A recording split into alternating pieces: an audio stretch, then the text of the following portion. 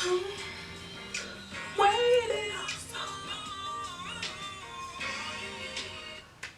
Hi everyone, and welcome back to my channel. If this is your first time here, my name is Siobhan and I am the founder of Fearfully Wonderfully Made. If it's not your first time, then welcome back, sis.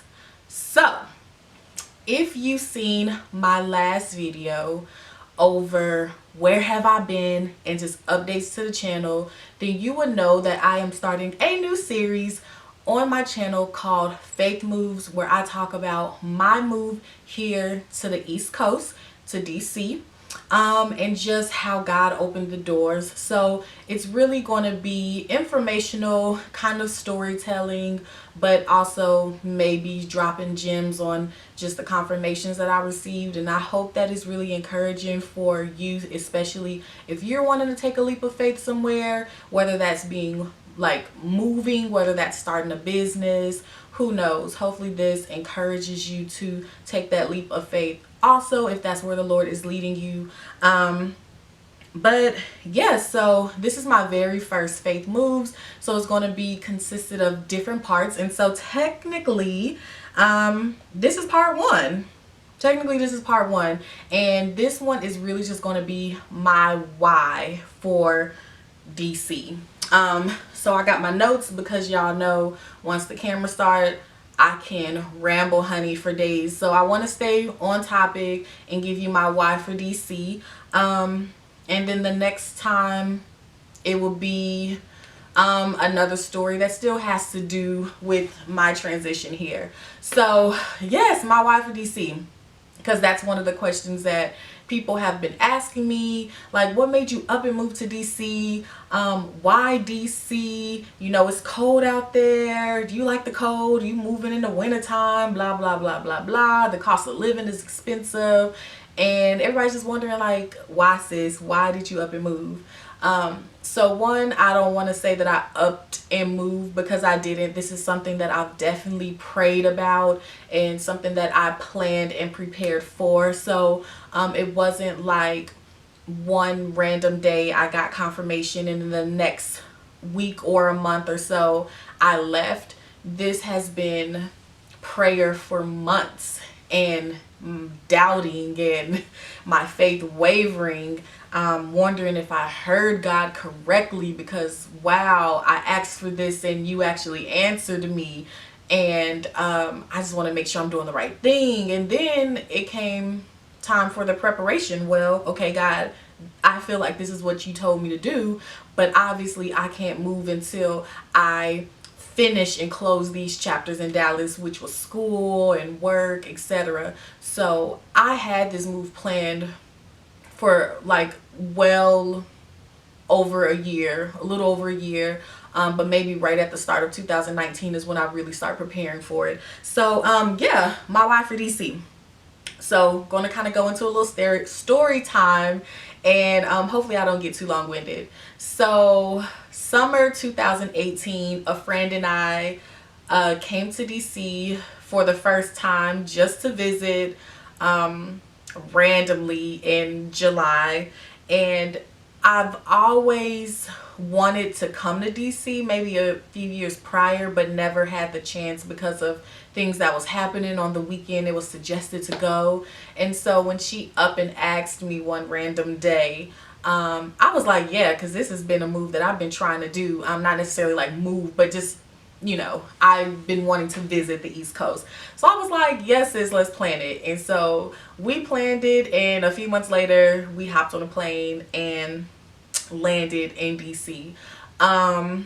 And my initial feeling was excitement, obviously, on a plane, and just wondering like what the East Coast was like, because I've never even been to the East Coast, right? So I get off the plane, and as we're exiting the airport, we're getting into our Uber, Lyft, whatever it was at the time, and something hit me, and I was just like, ooh, this is different. I like it here. And in my mind, I felt like I sounded completely insane because I didn't even see the city. I literally just exited the airport and I was already like, oh, I like it here.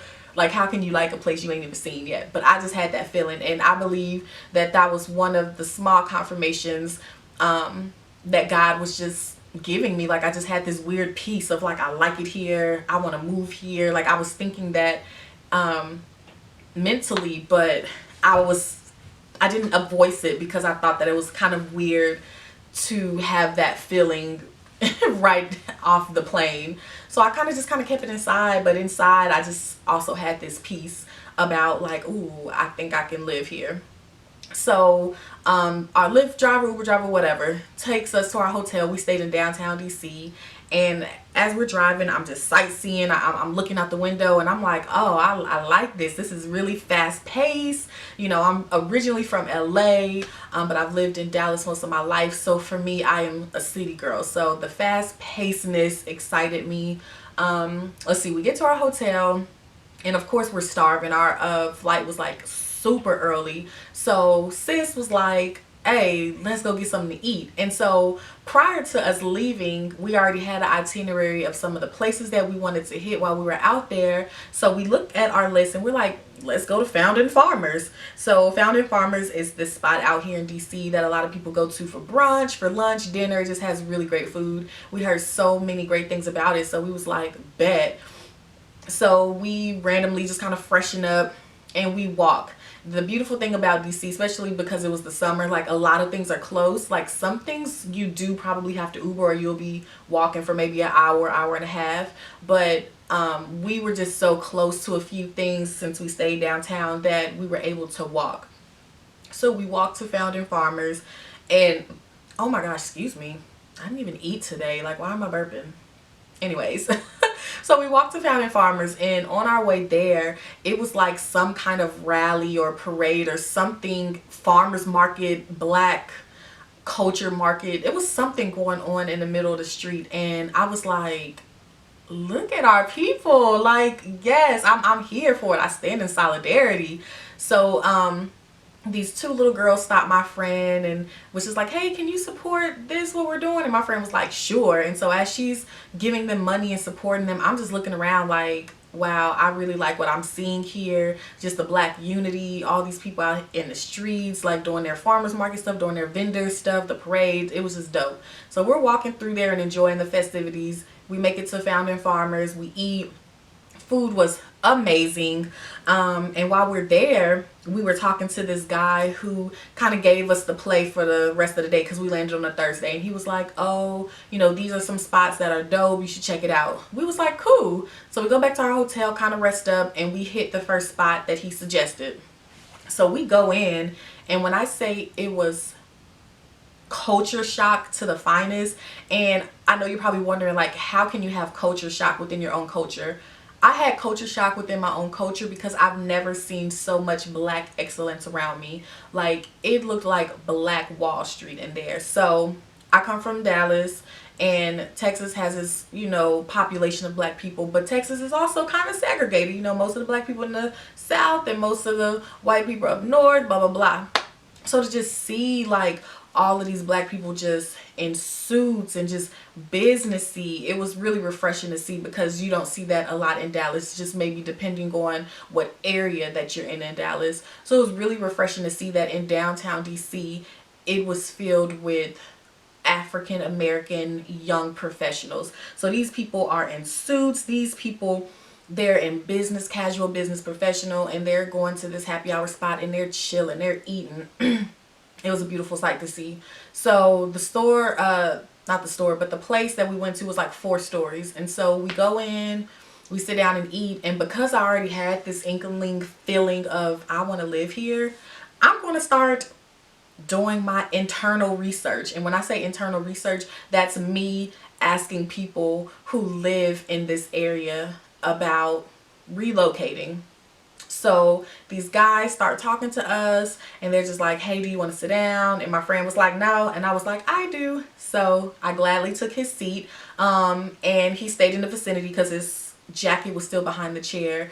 And he was just like, oh, where y'all from? And we told him how we were from Texas, and kind of just got that conversation started. So we got that conversation started, and it was real cool because the guys are real nice and laid back.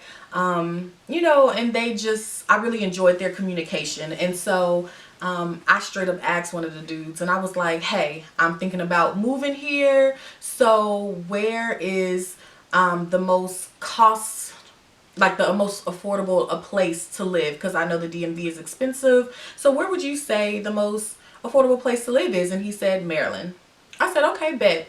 And I asked about the cost of living, and I asked about maybe some of the salary out here, and if they feel like they make a good amount of money according to their career field. And he said yes. He asked what career field I was in. I told him therapy. I would be a therapist. And he was like, oh, black therapists are always needed here. When I say that you'll find a market, you'll find a place just for you, because it's a market here for you. He was like, you will get a job so easily and you will make money. That's all I needed to hear. Say less. So you tell me where the most affordable place is to live in the DMV, and then you tell me that in my profession I'm going to make bank.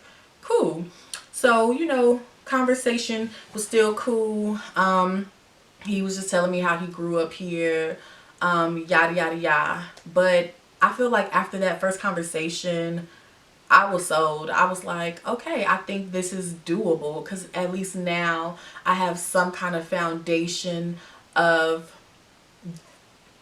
like, it's a start. I don't want to say a foundation of the area, but it was a start. So knowing that within the DMV, Maryland is the cheapest, and knowing that it's a market here for me, and it's easy for me to find a job, that was what I needed to know. And so I took that information, I kept it in the back of my mind, so whenever I got back to Texas, I can start to do my research, right?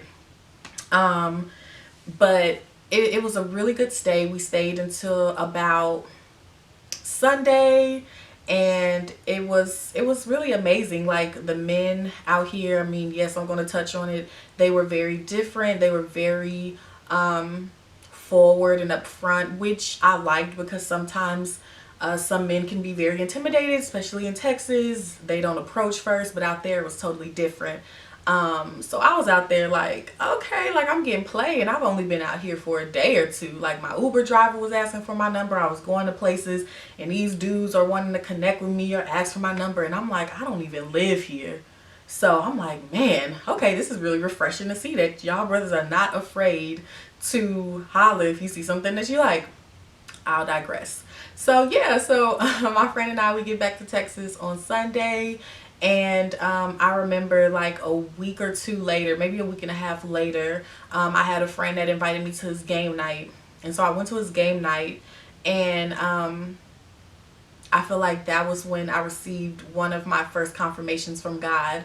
I met so many people at his game night, and half of the people at his game night were from DC.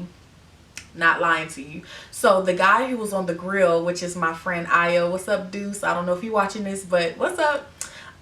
He was telling me how he just moved here from Baltimore like a year before that. And actually, no, not even a year before that. He had moved to here. He moved to Texas from Baltimore that same year. So like January 2018. And mind you, this is summer 18. And I'm just like, okay, that's cool. I just came from there like a week and a half ago. I love it. I'm thinking about moving there. And he was like, oh yeah, that's a move. I think you should definitely do it. I said, okay, and I just kept it in the back of my mind. So meanwhile, the game night is going on, and like I said, half of the people there were from DC, and I asked them if they had moved here, and they said, no, we're just visiting. And I was like, okay. But what made me ask them if they where they were from was because the accent. And I was like, I hear some kind of accent. Where are you from? And they were like, oh, we're from Baltimore, or we're from Maryland, or we're from the DMV, we're from Georgetown. And I'm like, oh my gosh, like, I literally just came from this place a week and a half ago. What are y'all doing here? And they're like, oh, we're just visiting. And I felt like that was the very first confirmation that I got about moving to DC. But of course I didn't want to overthink it, right? And I was just like, maybe this is just a coincidence. But with time, I learned that when you are a Christian and when you put your faith in God, there's no such thing as coincidences. It's only divine interventions. And I feel like that was one divine intervention. That was a start of confirmation. That was a start of divine interventions for me to uproot from Texas to DC. So I hope you like part 1 of my faith moves, this story time, and stay tuned for part 2, because when I say it gets more juicy with just God's confirmation and just how he connect people with me, just full circle, how I met people in different areas, and he just reconnected me with them. God knows what he's doing, and you just gotta trust him. So yeah, if you like this video, give it a thumbs up. Thank you for watching. Share, comment, subscribe to my channel if you haven't already. If you want to leave a comment, if you have questions that you want me to discuss maybe for the next video, let's have a conversation about it. I'll throw it in the video. But until next time, thanks for tuning in. See you next time. Bye.